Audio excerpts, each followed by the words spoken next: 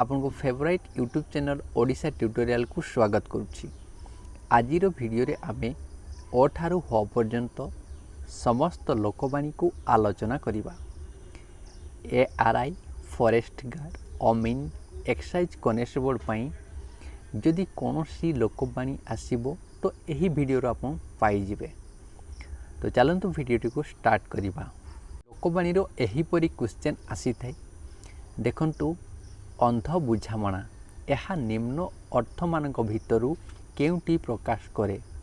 Option A अन्याय विचार, option B अंध परी बुझामणा, ऑप्शन सी अंधर बुझामणा, ऑप्शन डी अंध सहित बुझामणा।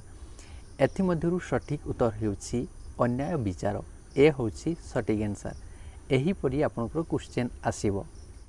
वर्तमान आमे से लोकवाणी को आलोचना करिबा। अंटी छुरी तंटी काटे अर्थ होछि आत्मीय लोक शत्रुता आचरण करिबा।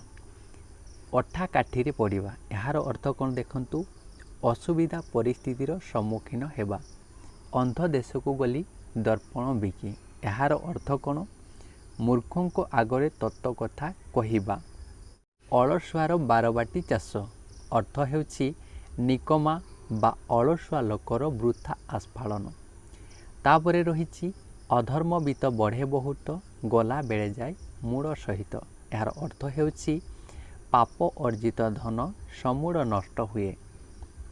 अदा बेपारी जहाज मूल यार अर्थ हेउछि अनधिकार चर्चा। अति परिचय गौरव नष्ट अर्थ हेउछि अधिक संपर्क बा मिलामेशारे सम्मान ह्रास पाए।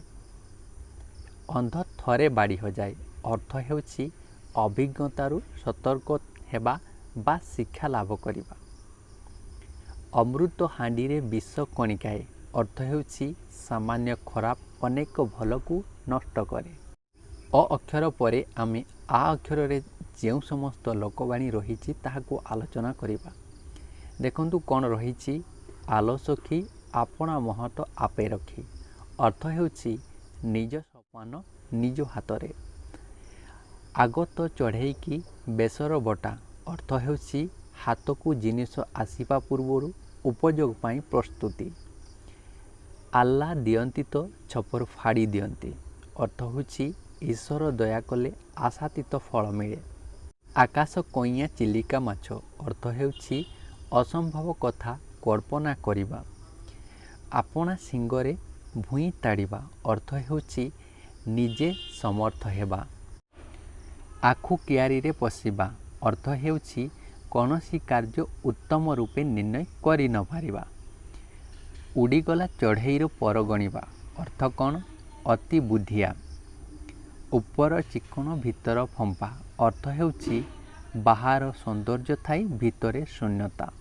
आ अक्षर परे रु अक्षर रहिछि ऋषि जटा छिंडाइबा अर्थ हेउछि धैर्यवान व्यक्ति अत्यंत क्रोध प्रकाश करिबा।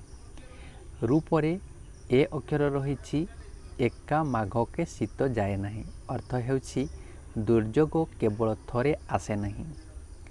ए मन खोजुथाए जहा काले प्राप्त हुए ताहा अर्थ हेउछि समय अनुजाई मन अनुसारे फल मिलिबा।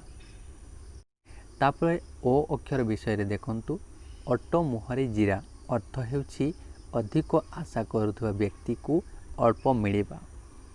औषध रागरे ताटिए कामुड़िबा अर्थ हेउछि प्रकृत लोक विरोध रे किछि करि न पारी अन्य उपरे रागी।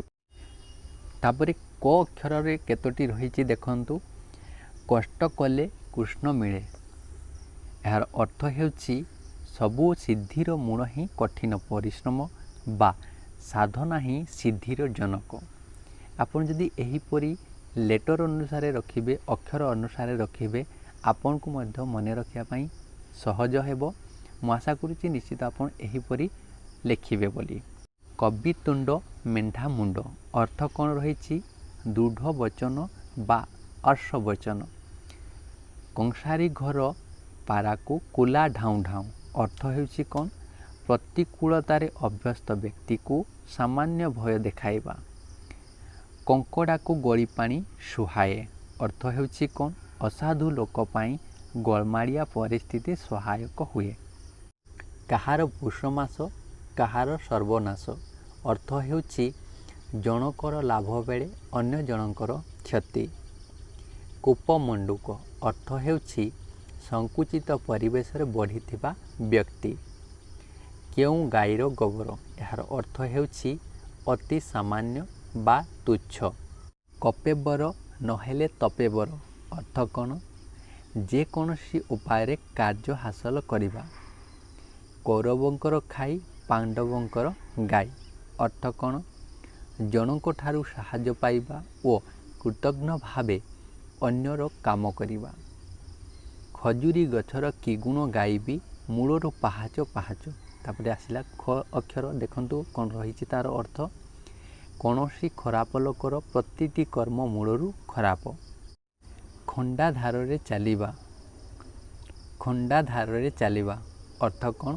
ଖୁବ୍ ସତର୍କତାର ସହିତ ନିୟମ ମାନି କାମ କରିବା। ଖୋଳ ପର୍ବତ ମାର ମୂଷା ଅର୍ଥ କ'ଣ? ସାମାନ୍ୟ କାମ ପାଇଁ ବହୁ ଶ୍ରମ ଓ ଚେଷ୍ଟା। ତାପରେ ଆସିଲା ଗ ଅକ୍ଷର, ଦେଖନ୍ତୁ କ'ଣ ରହିଛି। ଗାଁ କନିଆ ସିଙ୍ଗାଣି ନାକି ଅର୍ଥ ହେଉଛି ଯେକୌଣସି ଲୋକ ନିଜ ଅଞ୍ଚଳରେ ସମ୍ମାନ ନ ପାଇବା। ଗୁଣ ଚିହ୍ନେ ଗୁଣିଆ ସୁନା ଚିହ୍ନେ ବଣିଆ ଅର୍ଥ ହେଉଛି ଗୁଣୀ ଗୁଣର ଆଦର କରେ। ଘର ଦିଅଁ ନ ପୂଜି ପର ଦିଅଁ ପୂଜିବା ଅର୍ଥ ହେଉଛି ନିଜ ସଂସ୍କୃତିକୁ ଅବହେଳା କରି ଅନ୍ୟ ସଂସ୍କୃତିକୁ ଅନୁସରଣ କରିବା। ଘୁଷୁରିକି ପାଚିଲା କଦଳୀ ଅର୍ଥ ହେଉଛି ଇତର ବା ଅଯୋଗ୍ୟ ବ୍ୟକ୍ତି ପାଇଁ ଉନ୍ନତ ପରିଚର୍ଯା। ଘୋଡ଼ା 6 ଟଙ୍କାକୁ ଦାନା 9 ଟଙ୍କା ଅର୍ଥ ହେଉଛି କୌଣସି ଜିନିଷର ରକ୍ଷଣାବେକ୍ଷଣ ଖର୍ଚ୍ଚ ଜିନିଷର ମୂଲ୍ୟଠାରୁ ଅଧିକ ହେବା। ଚାଷ ତରତର ବଣିଜ ମଠ ଅର୍ଥ ହେଉଛି କ'ଣ? ନିର୍ଦ୍ଦିଷ୍ଟ କାର୍ଯ୍ୟକୁ ନିର୍ଦ୍ଦିଷ୍ଟ ସମୟରେ ସମ୍ପାଦନା କରିବା। ଚୋର ମନ ଚୋର ଗଣ୍ଠିଲିରେ ଅର୍ଥ ହେଉଛି ଚୋର ସର୍ବଦା ଚୋରି କରିଥିବା ଦ୍ରବ୍ୟ ଧରାପଡ଼ିଯିବା ଉପରେ ଶଙ୍କିତ ଥାଏ। ଛୋଟ ସାପର ବିଷ ଟାଣ ଅର୍ଥ ହେଉଛି ଛୋଟ ବୋଲି ହେୟ ମନେ ନ କରିବା। ଛୋଟ ସାପର ବଡ଼ ବିଷ ଅର୍ଥ ହେଉଛି କ୍ଷୁଦ୍ର ମଧ୍ୟରେ ଭୟଙ୍କରତା। ଜାନ୍ ଯାଉ ମାନ ଥାଉ ଅର୍ଥ ହେଉଛି ସମ୍ମାନ ବା ଇଜ୍ଜତ ଜୀବନ ଠାରୁ ଅଧିକ। ଜୋର ଯାର ମୁଲକ ତାର ଅର୍ଥ ହେଉଛି କ'ଣ? ଶକ୍ତିଶାଳୀ ହିଁ ପ୍ରଭୁତ୍ୱ ବିସ୍ତାର କରେ। ଟେକା ହାତରୁ ଖସିଲେ ଅଣବାହୁଡ଼ା ଅର୍ଥ ହେଉଛି ଥରେ ଭୁଲ ହେଲେ ତାକୁ ସୁଧାରି ହୁଏ ନାହିଁ। ଡେଙ୍ଗା ମୁଣ୍ଡରେ ଠେଙ୍ଗା ଅର୍ଥ ହେଉଛି ଆଗୁଆ ଲୋକ ଉପରେ ଦାୟିତ୍ୱ ଓ ବିପଦ ଥାଏ। ଢୋକେପି ଦଣ୍ଡେଜି ଅର୍ଥ ହେଉଛି କଷ୍ଟେ ମଷ୍ଟେ ବଞ୍ଚି ରହିବା। ତୁ ଯେତେ ମାଠିବୁ ମାଠ ମୁଁ ସେଇ ଦରପୋଡ଼ା କାଠ ଅର୍ଥ ହେଉଛି ସ୍ୱଭାବ ସହଜରେ ବଦଳେ ନାହିଁ। ତୁଳସୀ 2 ପତ୍ରରୁ ବାସେ ବିଛୁଆତି 2 ପତ୍ରରୁ କୁଣ୍ଡାଇ ହୁଏ ଅର୍ଥ ହେଉଛି ପ୍ରକୃତ ଗୁଣ ପ୍ରାଥମିକ ସ୍ତରରୁ ହିଁ ଜଣାପଡ଼େ। 3 ତୁଣ୍ଡରେ ଛେଳି କୁକୁର ଅର୍ଥ ହେଉଛି ମିଛ କଥା ଅନେକଙ୍କ ଦ୍ୱାରା ବାରମ୍ବାର ପ୍ରକାଶିତ ହେଲେ ସତ୍ୟ ବୋଲି ପ୍ରତୀତ ହୁଏ। ତୁଣ୍ଡ ବାଇଦ ସଶସ୍ତ୍ର କ୍ରୋଶ ଅର୍ଥ ହେଉଛି ଲୋକ ମୁଖରେ କଥା ବହୁ ଦୂର ପ୍ରସରି ଯାଏ। ଦୈବ ଦୌଡ଼ି ମଣିଷ ଗାଇ ଯେଣିକି ଟାଣେ ତେଣିକି ଯାଇ ଅର୍ଥ ହେଉଛି ବିଧି ନିର୍ଦ୍ଦେଶରେ ମଣିଷ ପରିଚାଳିତ। ଦେଶକେ ଫାଙ୍କ ନଈକେ ବାଙ୍କ ଅର୍ଥ ହେଉଛି ଭିନ୍ନ ସ୍ଥାନରେ ଭିନ୍ନ ଚଳଣି ବା ପ୍ରଥା।